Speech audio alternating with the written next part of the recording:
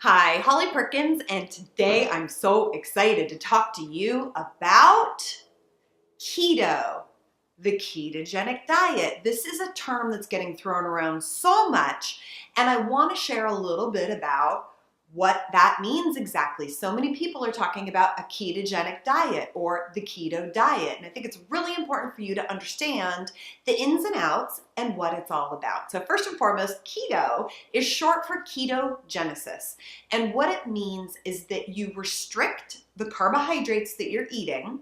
You focus on protein and fats as a method to force your body's metabolism into shifting so that it basically burns fat as fuel. And that sounds really attractive, doesn't it?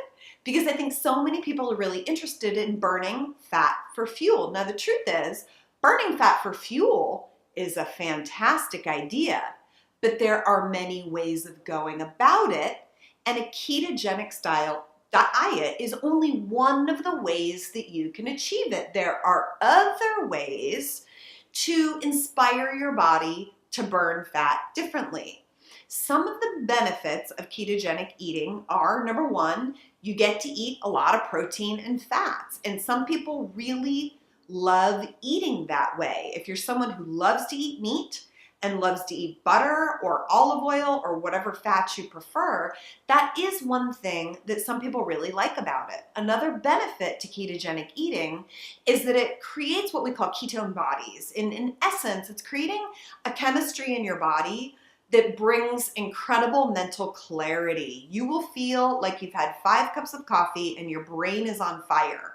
And that is legitimately a great benefit to eating this way. In a moment, I'm going to share some drawbacks because I know that these benefits sound really alluring and really great, but this is one of the reasons why many people eat this way. Another benefit of ketogenic eating is that many people report that their appetite and their food cravings and their hunger is down. And that's because protein and fat are very satisfying. And so you will notice when you're on this kind of a diet that your appetite is down, and a lot of us love the way that that feels. Additionally, because you're removing carbohydrates from your body, you're also going to release a lot of water because your body is not holding on to water because of carbohydrates. Remember, a ketogenic diet is one where you consciously restrict your carbohydrates down to a very bare minimum, and your body is going to release water. And at first, that feels like a really good thing, and it looks like weight loss for a lot of people. Now on to the cons of ketogenic diet, which I am not a fan of ketogenic eating at all, but I certainly understand if it's working for you, fantastic. One of the drawbacks to ketogenic eating is that we now know it is short-lived. If you are doing it and you're having success, ride that success. Eventually what's going to happen is something will shift and you might fall off the wagon, and you'll notice that it's actually hard to keep getting the benefits that you've had before. And that's because we know the ketogenic diet doesn't work in the long run. The reason for that is the human body is not designed to live or eat this way. The human body by nature is designed to have ample amounts of protein, fat, and carbohydrates. You can force yourself into ketogenesis. You can force yourself into this clunky metabolism, but it's not really how you're designed. And so therefore, eventually your body is going to say, no more, can't do it, because it's not how we're designed to thrive. Another problem with the ketogenic diet is it really leads to very quick adrenal burnout and just energy burnout in general. Carbohydrates are very important for your adrenal glands, and when you restrict them from your diet, adrenal fallout, adrenal burnout, and adrenal fatigue really tends to happen quite quickly. So if you're someone who suffers from energy issues, adrenal issues, or thyroid issues, this might not be the eating approach that works for you. The other con to ketogenic dieting is that it's very strict. You have to follow the protocol, otherwise don't do it at all. And a strict protocol has you eating approximately 20 grams of carbohydrates per day, which is nothing. So you have to follow it strictly. Otherwise, you're actually not doing it correctly. When you follow that kind of a diet with low carbohydrates, we know there's a very high incidence of creating an acidic environment in the body. And we all know that disease of all sorts thrives in an acidic environment. As soon as you shift your body into an alkaline environment, disease cannot grow. It cannot occur in an alkaline environment. And that is one of the reasons why so much research in health and wellness is showing us that a plant-based diet that is moderate on protein is actually the way to go for disease prevention. Therefore, one of my other problems with the ketogenic diet is not healthy. It is not promoting anti-disease.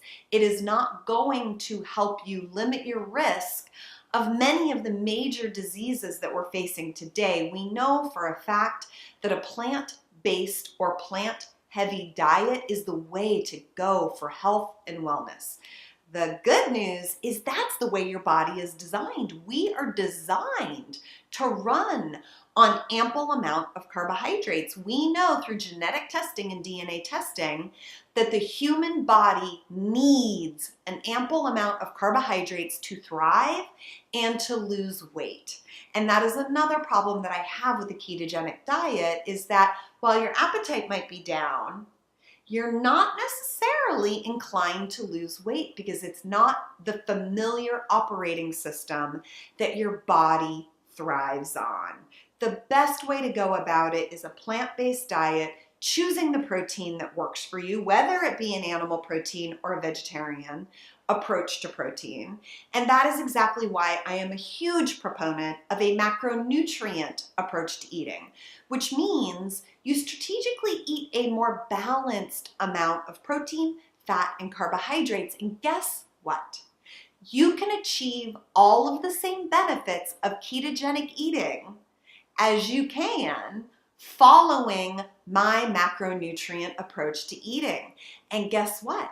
You get to eat a lot of carbohydrates. And the truth is, most of us love carbohydrates in good form, like kale and potatoes and sweet potatoes and rice, or in the bad form, like sugar.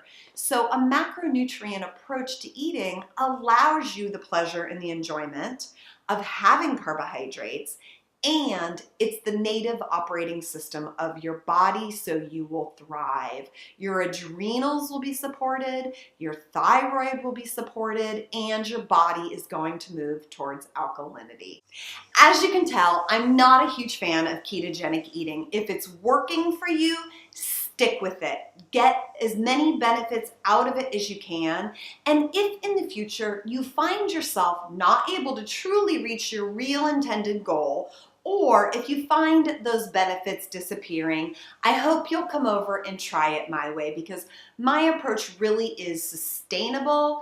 You'll feel well, you get to eat carbohydrates, and you're going to get all of the benefits that you would out of a ketogenic diet, but it's going to promote your health, it's anti-disease, you're going to feel better and supported.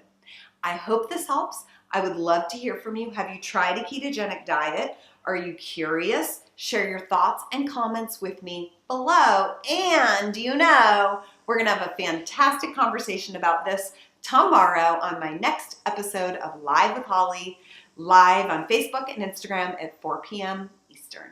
See you then.